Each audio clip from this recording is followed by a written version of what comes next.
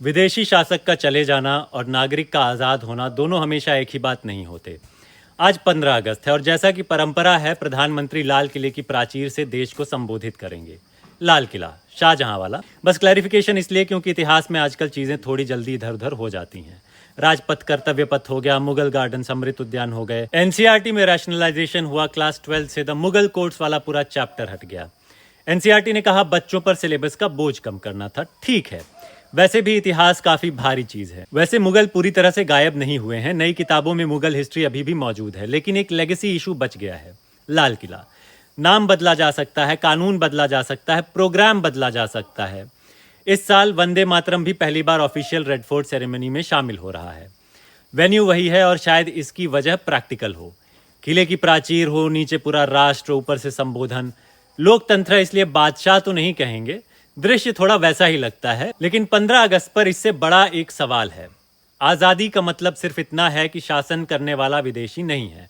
हमारे पास चुनाव है, ऑपोजिशन है, सरकारें हारती भी हैं। फिर भी 2026 में वीडेम भारत को इलेक्टोरल ऑटोक्रेसी क्लासिफाई करता है। फ्रीडम हाउस हमें 62वां स्थान देता है, पार्शली फ्री कहता है।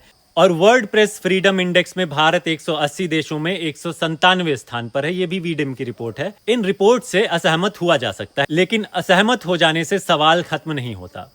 प्रधानमंत्री का आरएसएस प्रचारक रहना बीजेपी की अपनी बायोग्राफी में दर्ज है। गृह मंत्री स्वयं को आरएसएस स्वयं सेवक कहते हैं। तो यह पूछना कॉन्स्पिरेसी नहीं है कि इलेक्टेड गवर्नमेंट कहां खत्म होती है और आइडियोलॉजिकल इन्फ्लुएंस कहां शुरू होता है। फिर मीडिया।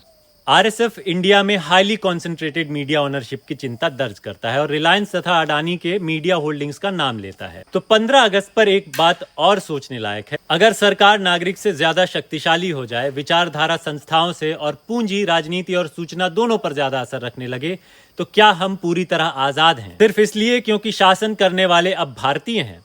शायद 1947 की लड़ाई और आज की लड़ाई अलग है। तब सवाल था भारत पर शासन कौन करेगा।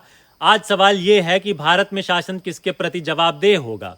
और अगर कभी एक नई आजादी की लड़ाई चाहिए भी, तो किसी किले पर कब्जा करने की नहीं, नागरिक को फिर मालिक बनाने की, संस्थाओं को स्वतंत्र रखने की, मीडिया को निर्भीक रखने की, सत्ता को जवाबदेह रखने की और पूंजी को लोकतंत्र के ऊपर नहीं, उसके नियमों के नीचे रखने की। क्योंकि लाल किला एक चीज बहुत अच्छे से सिखाता है, बादशाह बदलते रहते हैं, नागरिक को प्रजा बनने से खुद को बचाना पड़ता है।